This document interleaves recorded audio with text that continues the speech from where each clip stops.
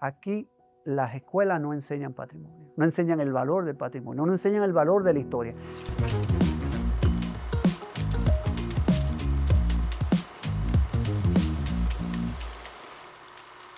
Yo soy el arquitecto Juan Mubarak, actual director nacional de Patrimonio Monumental.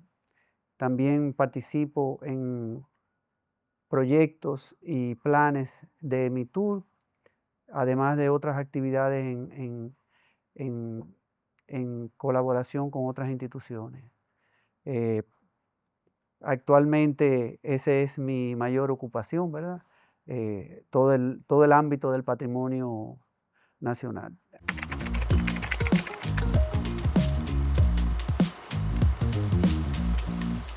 Bueno, yo creo que hay que hacer como un recuento primero. Yo, como estudiante de la UNFU, todo el que estudiaba en la UNFU tenía que pasar por las manos de la restauración. Ahí habían profesores muy especializados en restauración o el patrimonio. Inicialmente, yo podría decir que no tenía ni la menor idea que yo iba a estar en esta posición hoy en día. Y la verdad es que de una manera transversal, mi educación pasó por todo ese proceso de entender el patrimonio, de actividades del patrimonio y a través de todo el tiempo. Yo diría que yo puedo dividir mi aprendizaje y mi ejercicio profesional como por décadas. La primera década fue una década de yo dedicarme a la arquitectura, al diseño. La segunda década fue un poco dedicada a la arquitectura, pero más dirigida hacia el urbanismo. Y en los últimos años, pues, me dediqué prácticamente al urbanismo y a la planificación y a una parte de gestión. Y transversalmente tuve que hacer toda una serie de proyectos que tenían que ver con restauración, con gestión del patrimonio y en un momento dado pues se presentó la oportunidad, me dijeron que si yo estaba interesado en esta posición, le dije cuáles eran las condiciones que había que tener y todo se dio para que tomáramos esta posición, que es una posición de mucha responsabilidad, porque cuando se habla de patrimonio, se habla de memoria y se habla de historia.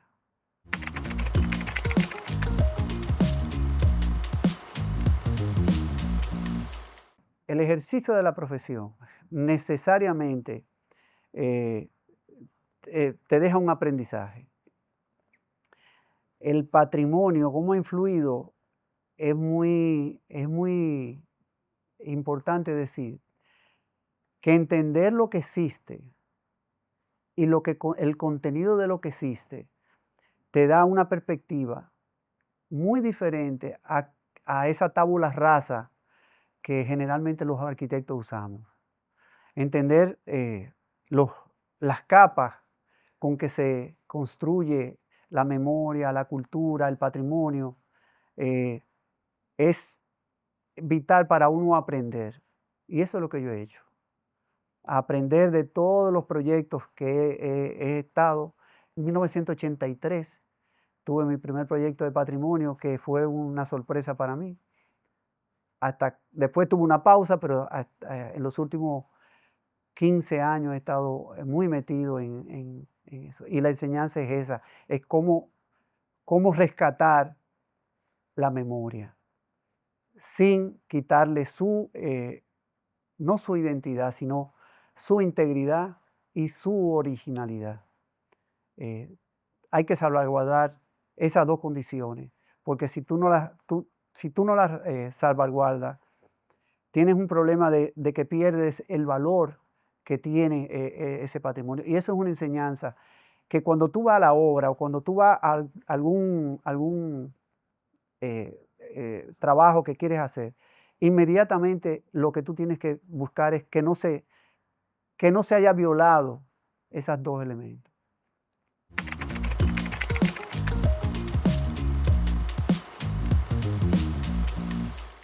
La responsabilidad de la Oficina de Patrimonio Monumental Te recuerdo que esta oficina nació como la Oficina de Patrimonio Cultural. La responsabilidad es de velar por la integridad de todo el patrimonio del país. Cuando nosotros entramos a esta dirección, lo primero que hicimos fue hacer un levantamiento de qué era lo que había por ley de patrimonio. Y hicimos un recorrido por todo el país, revisando, verificando las leyes, los inventarios y consultando especialistas. Esa fue la primera gran responsabilidad, entender qué era lo que había, porque a nuestro entender se había descuidado mucho el patrimonio o la oficina de patrimonio en ese sentido. La oficina debe de velar por la conservación del patrimonio, principalmente. Y voy a decir una frase que yo creo que es la frase que hemos estado, el patrimonio no es para hoy, es para el futuro. Entonces, si tú no lo conservas, pierdes tu memoria, que la memoria es fundamental, porque ese acto político que es la memoria, que es lo que tú preservas, necesariamente tiene que constituir en la base de la cultura y de lo que tú eres. Entonces, la oficina tratamos de hacer, de que eso prevalezca como un legado que tiene el país, que se acumula desde el siglo XVI, desde el siglo XV, de finales del siglo XV hasta la actualidad. La relevancia de nuestro país, yo creo que todavía nosotros no la tenemos como muy clara. Eso es increíble, cómo es posible que muchos dominicanos no saben que aquí comenzó todo. Toda Europa, todo lo que era la herencia europea, comenzó aquí. Y eso es algo que nosotros no tan solo debemos preservar, sino que debemos de elevar.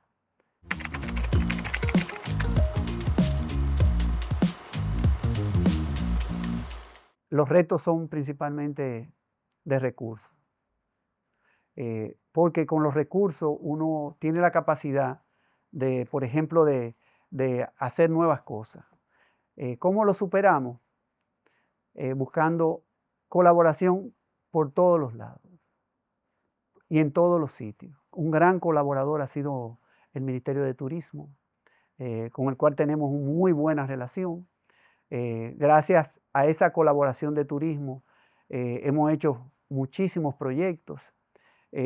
También el sector privado ha aportado, ha dado su mano, y otras instituciones también han aportado, y así hemos ido caminando para hacer cosas que son relevantes y todavía las seguimos haciendo. Recientemente hicimos un convenio con una institución, con una compañía muy importante para poner en valor y para hacer la sostenibilidad de un proyecto de patrimonio, que luego voy a hablar un poco de eso. Y de eso hemos estado trabajando. Ha sido increíble, y lo que voy a decir, nosotros hicimos el primer año con problemas por el 2020. El segundo año, el 2021, pues comenzamos como a ajustar las cosas.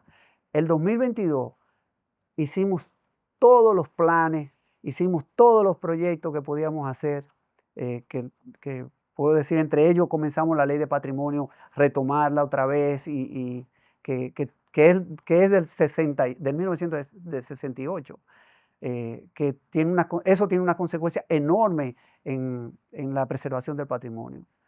Y en el 2023, pues pusimos en ejecución muchísimas cosas, tantas que en el 2024 que acaba de pasar, se nos dieron todas y no sabíamos qué hacer, porque necesitábamos muchísima gente, necesitábamos muchísimos recursos, y todo lo que iniciamos se nos dio, y ha sido fantástico, de verdad. Claro, siempre falta recursos.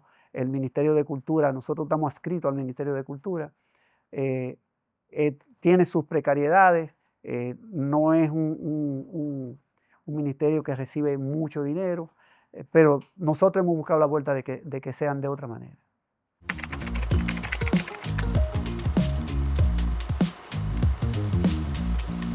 Parte de la memoria y una sociedad que pierde su memoria no tiene un fundamento, no tiene base para mirar hacia atrás. Tú construyes el futuro día a día, pero si tú no tienes una referencia del pasado, tú no sabes por qué tú estás ahí, o cómo tú llegaste ahí, o cuáles fueron las experiencias que tú llegaste ahí. Por lo tanto, el futuro tú lo construyes un poco mirando hacia atrás. Como referencia, porque lo que pasó, pasó. Yo soy de la línea que entiendo que el futuro es hacia adelante y tiene que tener innovación, tiene que tener creatividad, tiene que tener adaptación y seguir adelante. Y la vida es una cosa evolutiva y el patrimonio debe de ser evolutivo, tiene que ser evolutivo, porque si no, cae en desuso, se deteriora, pierde su validez, la sociedad no lo reconoce, las sociedades tienen que asumir el patrimonio, principalmente las sociedades, las comunidades. Si la comunidad no asume un patrimonio, no lo respeta. Y eso es una de las cosas que vamos a trabajar ahora en la educación, en cómo educamos y hacemos un programa de comunicación del valor del patrimonio.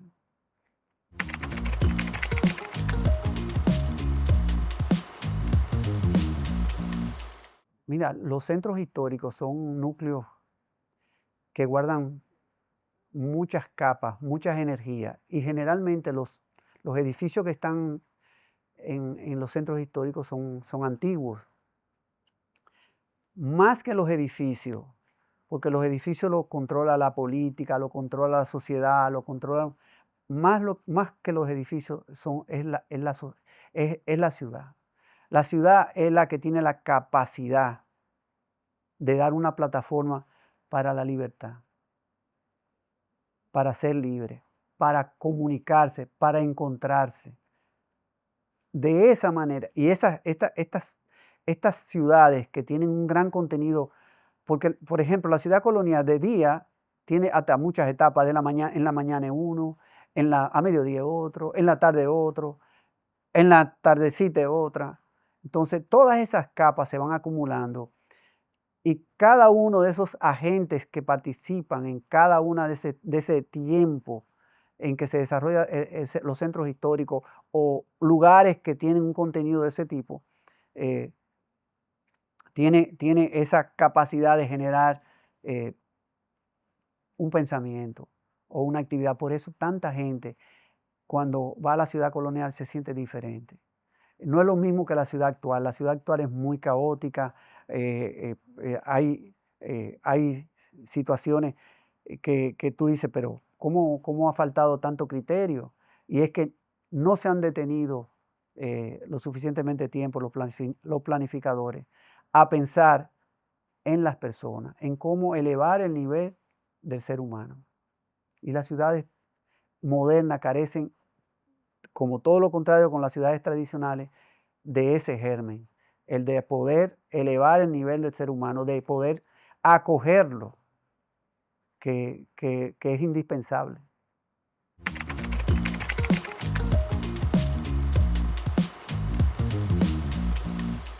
Bueno, en el caso de la ciudad colonial o otros centros históricos, es bien complejo, porque la manera como se ha ido tratando ha sido todo este tema de la regulación, de qué se debe hacer, qué no se debe de hacer, qué se debe de preservar, qué no se debe de preservar, siempre ha tenido una circunstancia que dependía del incumbente de turno, de cómo esas personas veían o tenían una visión sobre la ciudad, sobre el edificio, sobre el patrimonio o sobre cómo extender la ciudad. Y eso no debe de ser así. Debe de haber una regulación, debe de haber unas líneas claras. Nosotros ahora mismo, para tú hacer una actividad, por ejemplo, en la fortaleza, hay un protocolo que nosotros hemos hecho. Usted tiene que cumplir ese protocolo obligatoriamente. Si usted va a usar las calles, usted tiene que usar, por ejemplo, en las intervenciones que está haciendo el BID con MITUR, para ellos hacer una excavación tienen que hacer todo un protocolo que nosotros se lo hicimos. Que nada de eso estaba hecho. Nosotros no hemos gastado el tiempo, tenemos un equipazo de profesionales excelentes. Yo le digo, casi el 90% son chicas, son unas chicas superpoderosas y que trabajan muchísimo. Entonces, todo lo que se haga se tiene que legislar. Todo lo que se haga se tiene que tener una delimitación. ¿Hasta dónde tú llegas? Claro, que esto es muy importante. Pensar siempre que tiene la posibilidad de cambiar. Y cómo cambiar es fundamental en verlo con una visión de futuro, de adaptabilidad y de poner en valor una cosa y la otra, sin deteriorar eso que llamamos la condición de integridad y originalidad del patrimonio.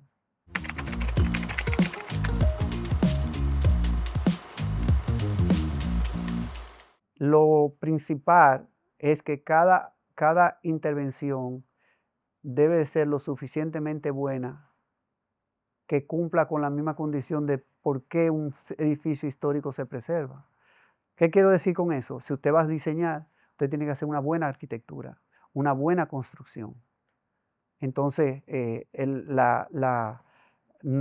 hoy en día los lineamientos de arquitectura para patrimonio no se aceptan que sean lo que se le llama falso histórico, o sea, pretender que esto es un edificio antiguo, lo que hace es que desmerita el mismo centro. Entonces, cada edificación, cada proyecto se debe de expresar su propia época, en su materialidad, en su forma.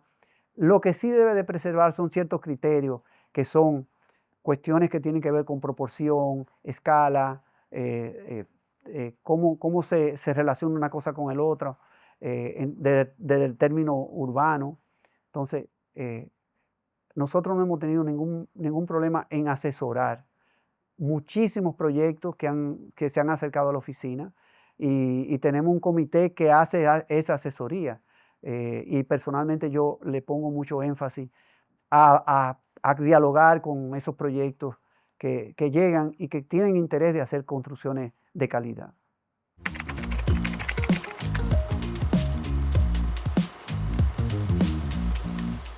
En el centro histórico, en la ciudad colonial, está el proyecto del BITUR, en el cual, en ese proyecto va en donde se intervienen las calles, como se le llaman, calles priorizadas, en donde se cambia toda una manera de percibir el espacio urbano, el perfil urbano. Hacerlo más amigable, menos vehículos.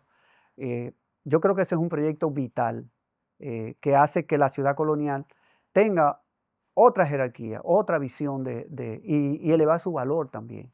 Eso tiene muchas aristas.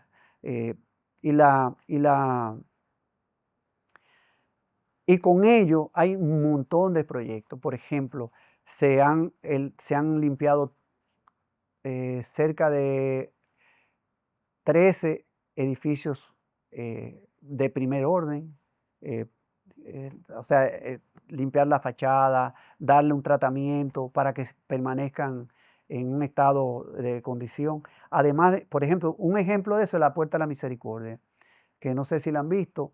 Yo creo que es un espacio que es un proyecto bien interesante porque es urbano y también de monumental, de patrimonio, también es histórico porque es un lugar donde se tiró el trabucazo de la independencia. Entonces, también tenemos en proceso varios proyectos de calles, rescatar la calle Colón, que se va a iniciar ahora, la parte de la calle de Hosto, que no estaba incluida dentro de los proyectos del BID.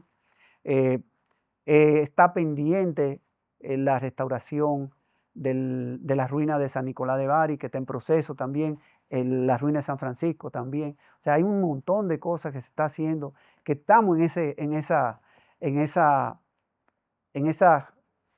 discusiones, porque son proyectos vivos que se van adaptando al momento de cómo tú vayas haciendo el proyecto.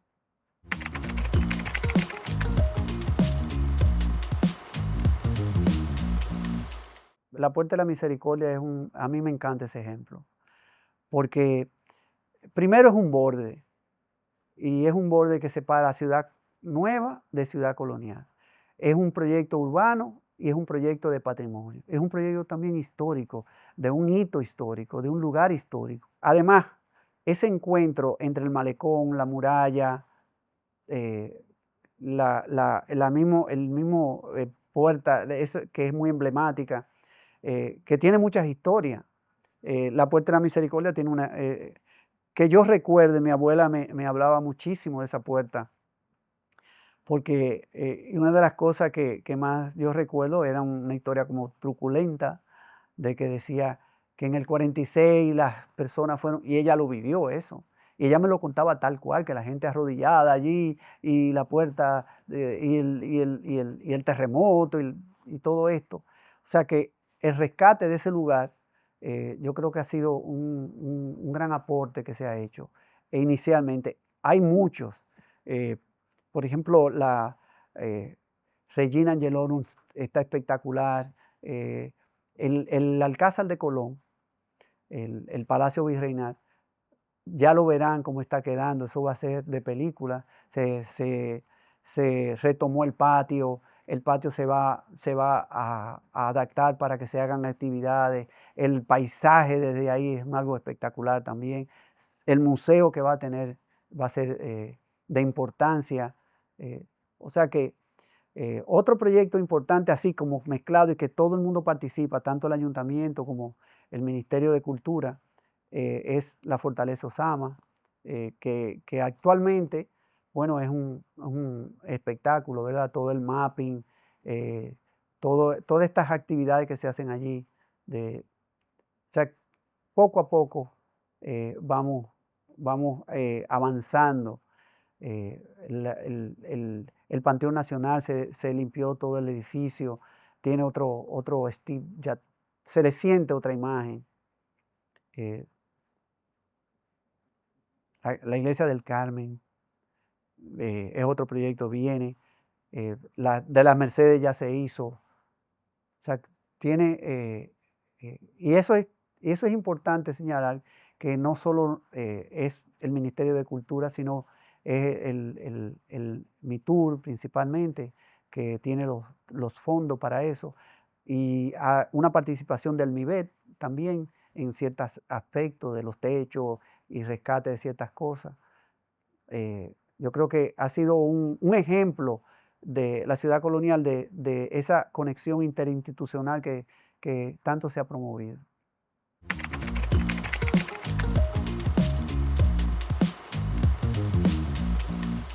El tema de los parqueos es un tema espinoso, porque al eliminar los parqueos de la calle, que yo lo apoyo totalmente, eh, que era donde la gente se parqueaba, obliga o necesariamente a planificar parqueos. Y yo creo que hace la ciudad más habitable. Eh, Hay un proyecto de parqueo que se está terminando, que está casi terminado, que queda en ahí mismo en el borde de la Mella, casi entrando a Santa Bárbara. Es un proyecto importante de mucho parqueo, que va a tener una estación de transporte, o sea, tú vas a poder parquearte ahí, coger un transporte y ingresar a Ciudad Colonial. Hay múltiples proyectos de parqueo. Hay uno que a mí me encanta y es el lugar, y yo fue uno de los proyectos que asesoramos, dentro de los que asesoramos de Ciudad Colonial, y es el parqueo que está propuesto, donde está el parqueo de Casa de Teatro. Ahí hay una propuesta de parqueo también excelente, con una gran plaza y con un equipamiento cultural importante. ha tenido problemas de ciertas índoles en términos políticos, en términos de cómo manejar, pero ese es un proyecto que yo espero se haga pronto. Hay otros parqueos privados que están en proceso también. O sea, eso se va a solucionar. En algún momento va a haber una propuesta de parqueo importante. Inclusive en el puerto hay un proyecto de parqueo. Todas estas cosas, necesariamente, como se está organizando, siempre aparecen unas retrancas que tienen que ver con lo legal, con cuáles son las competencias, a quién le pertenece esto. Pero eso va caminando bastante bien. Yo diría que pronto, cuando se vaya a concluir todo eso, yo creo que va a haber una propuesta de parqueo ya más sólida.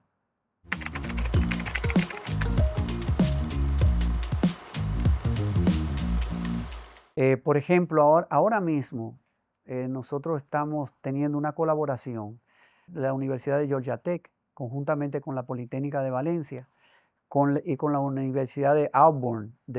Esa universidad está en Alabama. Ellos están haciendo el levantamiento digital de uno de los ingenios del siglo XVI, del 16 al 18, porque tiene toda su historia, que es el ingenio de Boca de Nigua, que está en la lista indicativa para UNESCO como Patrimonio Mundial. Esa colaboración es fundamental para poder completar una serie de datos y poder completar la nominación ante UNESCO. Tengo que agregar que hay se está conversando y se tiene un acuerdo preliminar con el Ministerio de Cultura de España para hacer una nominación conjunta de los ingenios con los ingenios de Gran Canaria.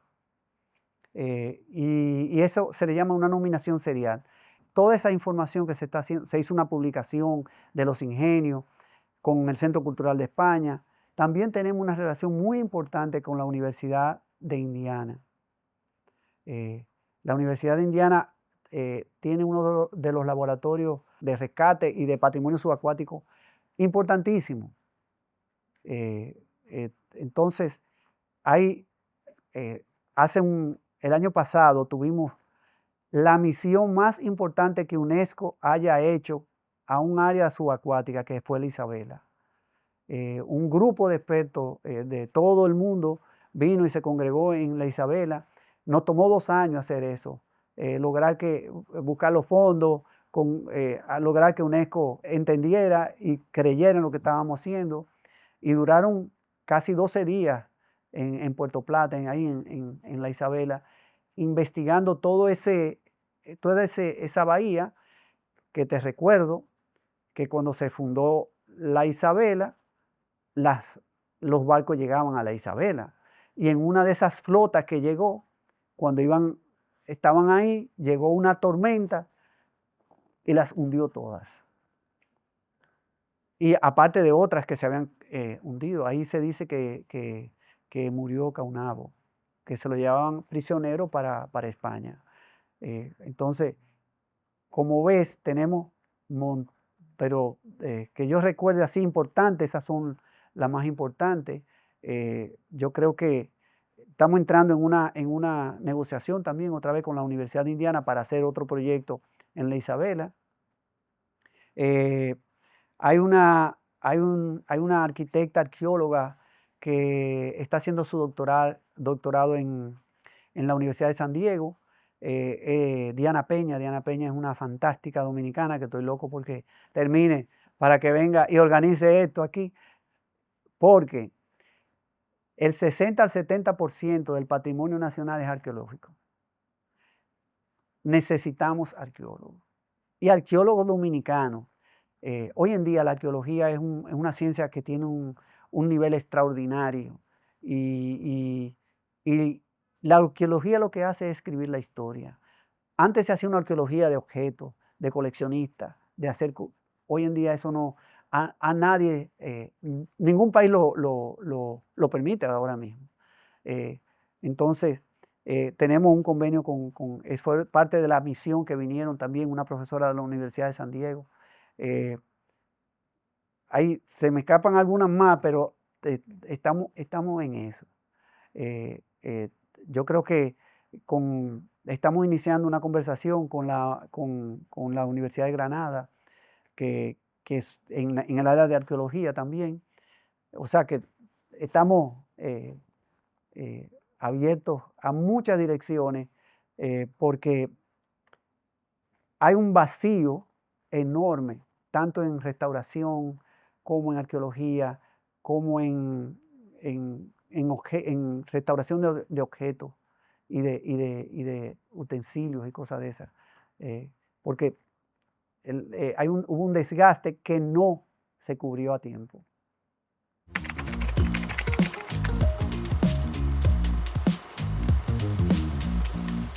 Bueno, eso que te estaba diciendo, te voy a comenzar por ahí. Hoy en día ya se estudia todo, se hace una radiografía prácticamente. Los programas 3D, tú ves todo por todos los lados y tienes la capacidad de tener la memoria de esa edificación o área o sitio. Si tú ves el ingenio que yo vi esta mañana, digital, ahí está todo y con un nivel de detalle enorme. Con eso también se tienen que ver los materiales y la manera como se estudia. A partir de esa data se estudia todo. Hemos tenido muy buena relación con la Universidad de la Politécnica de Valencia.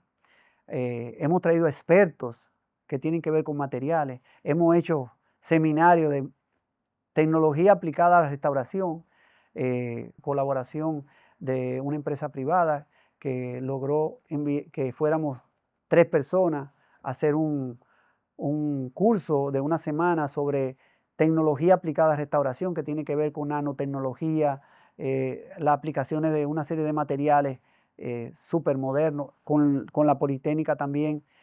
Hay un arquitecto que ya se empoderó y trae materiales actuales que se usan en la restauración, que ya no son iguales que antes, que por ejemplo, se usaba mucho cemento.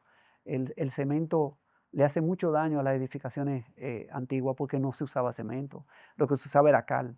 Entonces, hay muchos tipos de cal que se usan, hay tipos de materiales de consolidación nuevos que estamos de punta, por decirlo así. Tenemos la suerte de tener gente joven, por decirlo de alguna manera, que está al tanto y está al día en su preparación. O sea que hay un arquitecto en específico que se ha encargado prácticamente, vive viajando, buscando materiales, buscando cosas nuevas, innovadoras, para traer a la ciudad colonial, y se ha convertido en un referente. Todo el mundo tiene que hablar con él de materiales, o que él le venda, o que él haga, porque cuando hay un proyecto que tiene una formalidad, que tiene que tener ciertos requisitos, tiene que tener una validez desde el punto de vista técnico, y él lo tiene. Por ejemplo, ahora se va a restaurar los muros que quedan de la Casa de Colón en la Isabela. Se hizo una licitación, la ganó una persona, pero le solicitamos como una colaboración de él, porque también nosotros lo asistimos en muchas cosas, de que él vaya y haga un diagnóstico, hasta lleve materiales para que eso se preserve de una manera con más consolidada.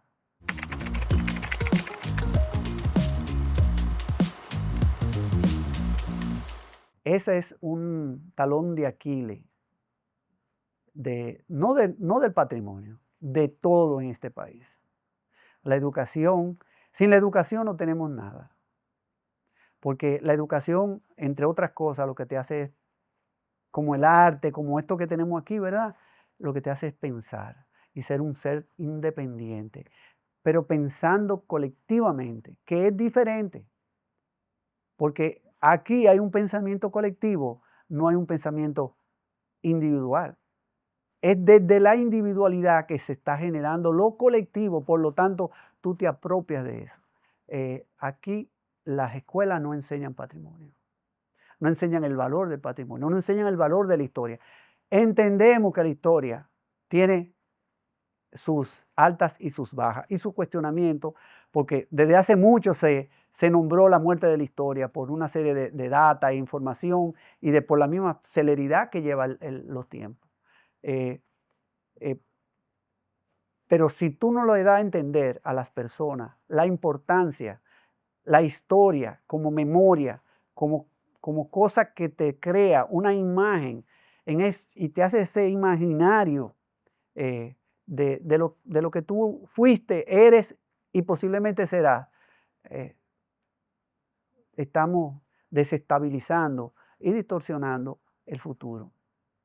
Entonces la educación, si tú no empoderas a las comunidades, muy difícilmente se preserva el patrimonio. No tan solo con el patrimonio, eso se da en medio ambiente, en todo lo que tiene que ver del planeta, ¿verdad? Necesariamente tiene que haber un empoderamiento de la comunidad. Por ejemplo, nosotros ahora mismo vamos a dar un entrenamiento de guía de la Isabela, aprovechando un convenio que hemos hecho desde el ministerio y nosotros con una institución. Y estamos utilizando todo lo que tiene que ver con la comunidad. Nada fuera de la comunidad. Obligatoriamente tiene que ser la comunidad, porque ellos son los que van a preservar eso. Ellos son los que van a levantarse, a defender lo que le está dando de comer. Entonces, eso yo creo que es vital de que el Estado entienda que en este país la educación tiene que elevarse muchísimo y especializarse también. Necesariamente tiene que incluir, la UNESCO, por ejemplo, tiene un programa de educación que nosotros lo hacemos. Nosotros damos educación con escuelas que están adscritas a UNESCO, que van a patrimonio, nosotros vamos allá o se reúnen. Y pero eso es mínimo. Son escuelas que están puntualmente adscritas a ese programa de UNESCO de puesta en valor del patrimonio, de reconocimiento del patrimonio.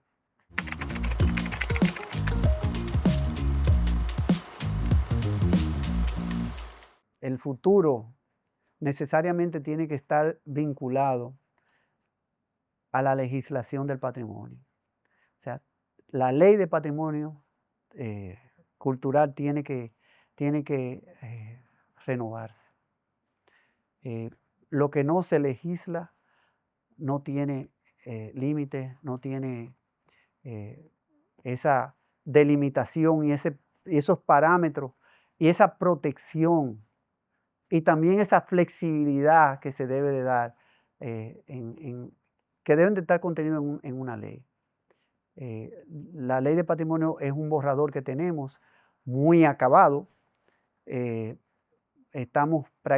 se envió a Jurídica de Presidencia para su revisión. Nosotros estamos revisando otra vez en un documento extenso en donde también ahí se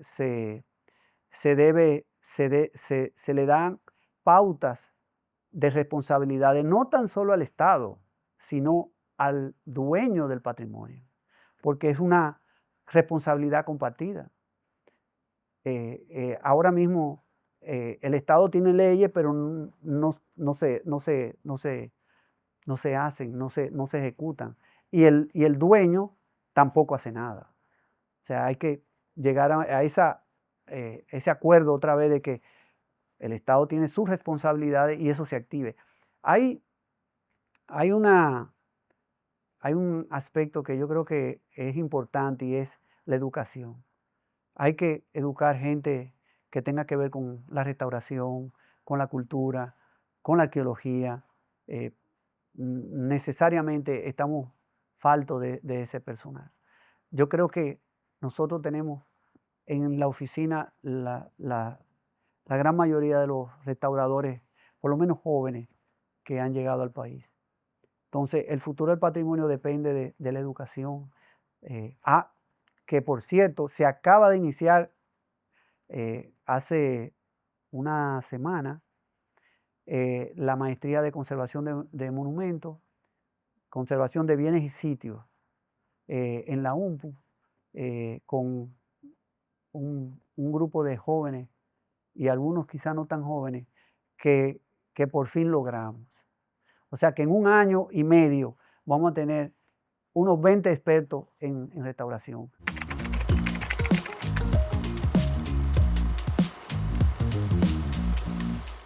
Mira, el legado es el orden, el respeto que se le tenga al patrimonio, lo que hablábamos un poco fuera de que las alcaldías que tienen que ver son co-usuarios, son copartícipes del patrimonio, necesariamente hay que respetar el patrimonio. Entonces, todo eso se ha ido poniendo en orden, entendiendo cuáles son las delimitaciones, hasta dónde ellos pueden actuar, hasta dónde no se deben actuar, qué pueden ayudar. El legado está en organizar todo.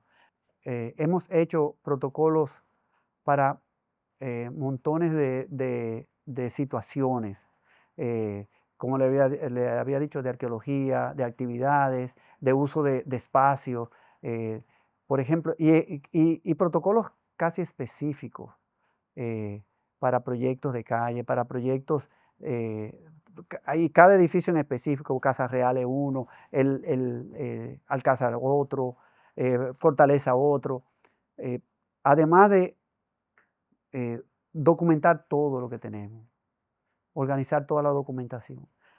Otro gran aporte, entiendo, es la ley de patrimonio, que necesariamente ahí no hay vuelta atrás. Yo creo que sin una ley que regule lo que hacemos, eh, eh, eh, eh, puede haber esos espacios vacíos que dan pie a que ocurran otras cosas. La verdad que vivimos en una época que tú no puedes dejar desatendido nada, porque la velocidad y la espontaneidad con que ocurren las cosas distorsionan cualquier idea. Entonces, todo tiene que estar por escrito, y eso es lo que hemos hecho, dejar todo por escrito, dejar el resumen que cada año hacemos un resumen de todo lo que hemos hecho. Ahora a los 4 años hicimos un resumen de todas las obras que hemos hecho, con todos los datos, toda la información. Eh, hemos caminado caminos, por decirlo de alguna manera, importantes. Nos queda el aprobar ciertas cosas, proyectos importantes todavía que estamos en eso. Y yo creo que el orden, dar inventario, que está en proceso también, volver a hacer el inventario del centro histórico, la categorización del centro histórico, que tiene un nivel de complejo, que estamos colaborando con el BID y MITUR en ese sentido. La colaboración que hemos hecho con MITUR es importantísima. Yo pienso que poca gente entiende el trabajo que nosotros tenemos diario, porque el BID tiene muchísimos proyectos y nosotros todos en esos proyectos colaboramos. Y qué bueno, porque en el centro histórico, y esto es clave, nosotros somos el punto focal de UNESCO. Una palabra de nosotros paraliza todo. Una levantada de bandera puede paralizarlo todo. O sea, una mala ejecución de algo, una destrucción de algo importante, llama la atención a UNESCO. Y nosotros hemos garantizado de que eso se haga todo correctamente, como tiene que ser. Ahí no se mueve nada si nosotros no lo autorizamos. Por escrito, cada hoyo que se hace ahí, nosotros tenemos que hacer un documento y entregarlo, por ejemplo. Esos procedimientos, eso es un legado, porque tú tienes que asumir esa responsabilidad de alguna manera y de que las cosas no las haga un obrero porque la hace, como yo he visto en muchas ocasiones, que tú dices, pero tú no puedes hacer eso. Ah, no es que no lo puede hacer. Eso está legislado. Usted tiene que atenerse a la técnica, a toda una serie de criterios técnicos. Entonces, yo creo que ese respeto que se ha logrado a la Oficina de Patrimonio ha sido importante. Ya llaman en otro tono.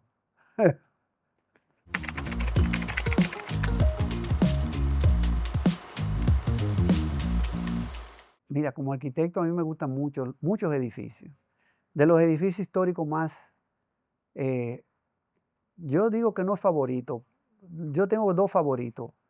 A mí siempre me llamó mucho la atención el Panteón, la fachada del Panteón. El Panteón Nacional tiene una fachada espectacular. Ahora, como edificio, la Catedral de Santo Domingo es inigualable. Eso es un edificio que la gente, no, yo creo que el dominicano no entiende lo que tenemos ahí, porque hay que hacer una visita obligada, hay casi una peregrinación, porque las cosas, esa catedral está hecha como todas las catedrales antiguas, por parte, por proceso, como tú construyes tu casa. Tu casa tú la vas haciendo, tú compras esto un día, compras esto lo otro, y comienzas a pegar cosas, y así mismo se hizo la catedral. Y la catedral es un edificio de historia, en donde tú puedes contar muchas historias.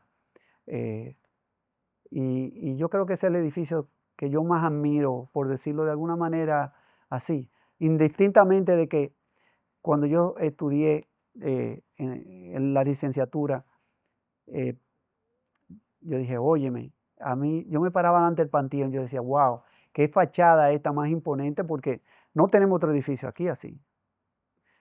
Luego los edificios modernos del siglo XX, que ya son patrimoniales, pues son importantes. Por ejemplo, el Vaquero es un edificio relevante, tiene una personalidad y un perfil único.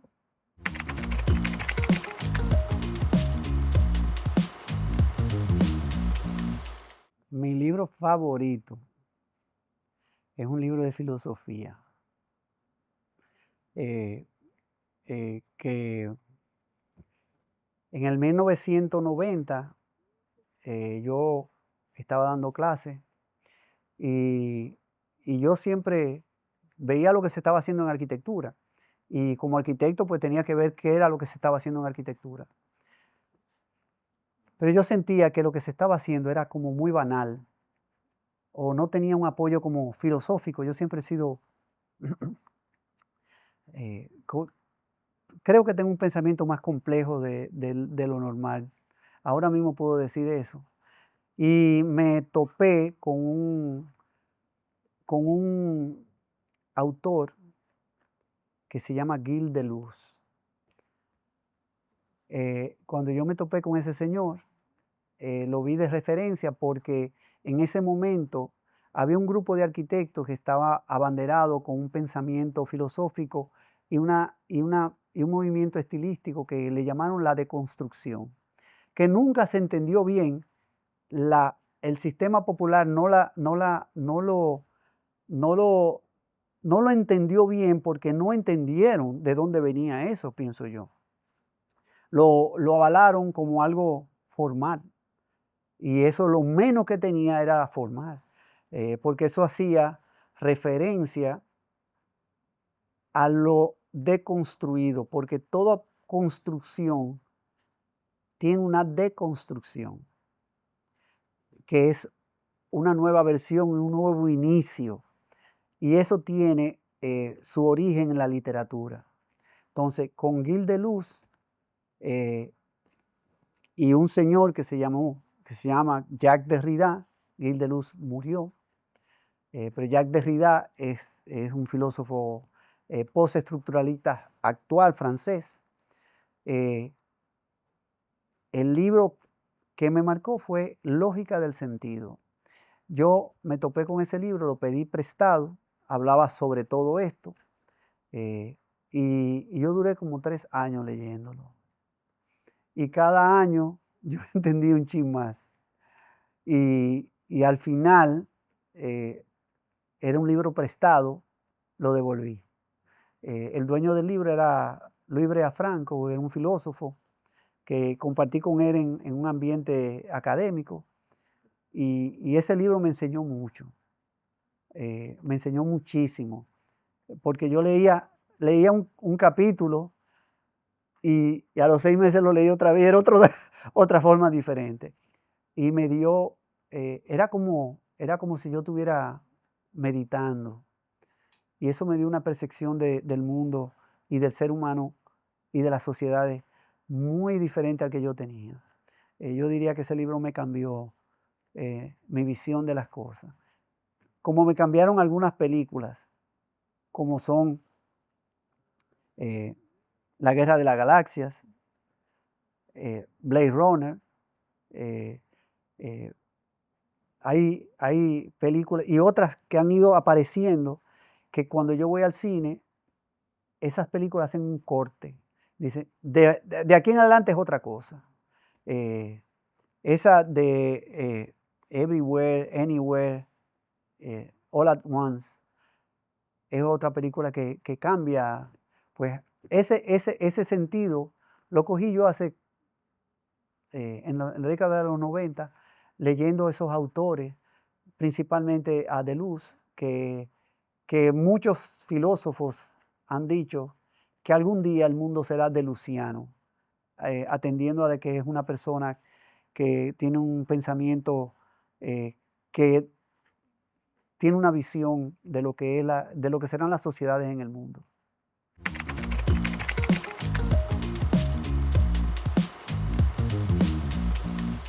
Eh, 25 años uno no entiende muchas cosas. Y verlo desde una óptica casi retro, ¿verdad? Yo creo que hay que aprovechar más el tiempo. El tiempo no vuelve más. Y en lo que tú dedicas para hacer cosas que sean, yo no diría productivas, sino que sí construyan un pensamiento. Yo lo hice de alguna manera, pero yo creo que gasté mucho tiempo. Yo me siento que tengo un delay como de 10 años y he vivido en ese dilema de tratar de recuperar como 10 años que perdí y que fui acumulando. Y yo diría que gastar bien el tiempo. El tiempo no regresa más. Entonces, dedicar el tiempo en cosas que realmente, yo diría, te construyan el pensamiento. El acto de pensar, que por cierto, es el acto que te da la libertad. Y el hombre intrínsecamente nace libre, necesariamente nace libre. Entonces, yo siempre fui muy libre. Quizá pude haber sido más libre si hubiese dedicado el tiempo a otras cosas.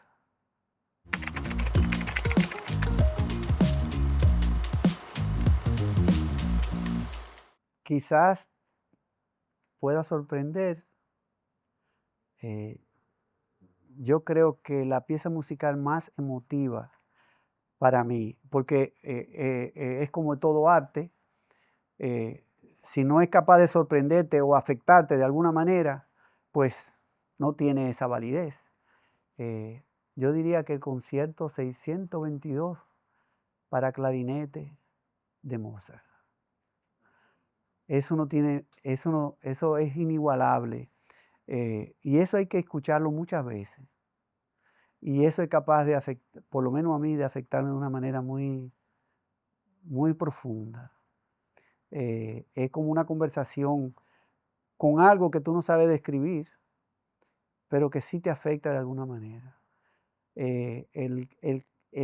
Esa obra de Mozart, yo me imagino que él fue en un momento de mucha reflexión y es como desnuda, es como si tú estuvieras desnudo.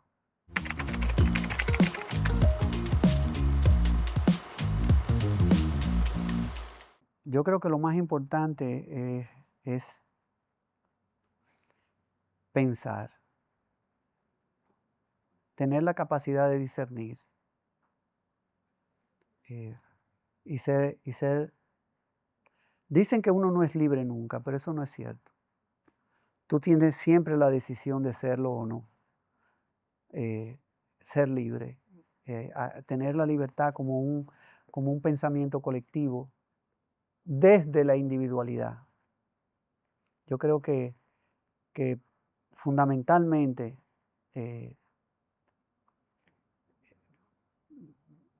hay que ser capaz de pensar todo el tiempo, todo el tiempo. Y eso te va a dar una tranquilidad que te va a elevar a la vida a otras dimensiones. Porque no racionalizarlo, porque racionalizarlo tiene que ver un poco con la justificación, pero sí de esa capacidad. Tienes que tener una capacidad de pensar para que esa libertad sea genuina. Yo creo que ahí es una manera muy simple yo quizá podría decir muchas cosas, pero yo creo que cuando yo enseñaba mucho, yo nada más estoy dando clases de maestría. Y cuando le han preguntado a los estudiantes, lo que han dicho es que yo lo ayudaba a pensar.